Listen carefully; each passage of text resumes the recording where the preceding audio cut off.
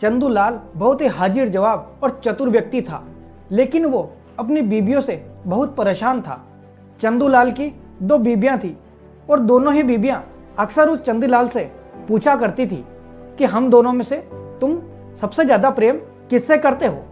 लेकिन बेचारा चंदूलाल उसकी पत्नियों को कुछ भी नहीं कह पाता था, क्योंकि अगर वो किसी एक पत्नी को कह देता कि तुम सुंदर हो तो दूसरी पत्नी नाराज हो जाती।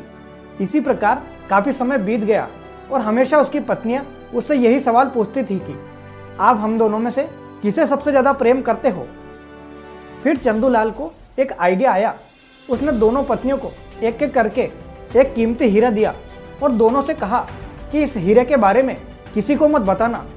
ये मोती जो मैं तुम्हें दे रहा हूँ, ये मोती बहुत कीमती है। ऐसा मोती पूरे गांव में किसी के पास भी नहीं है। यही बात चंदूलाल ने अपने दोनों बीबियों से कही। अब कुछ दिन बीत गए।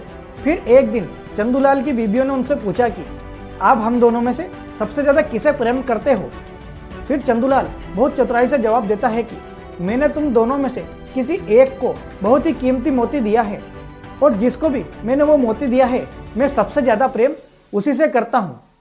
अब दोनों ही बीबियां मन ही मन में बहुत खुश हो गई कि मोती तो मुझे दिया गया है। और उस दिन के बाद से चंदूलाल की पत्नियों ने उससे ये पूछना बंद कर दिया। तो देखा दोस्तों आपने, ये छोटी सी कहानी हमें ये सिखाती है कि दुनिया में हर समस्या का हल होता है अगर आप चतुराई से उसको हल करते हैं।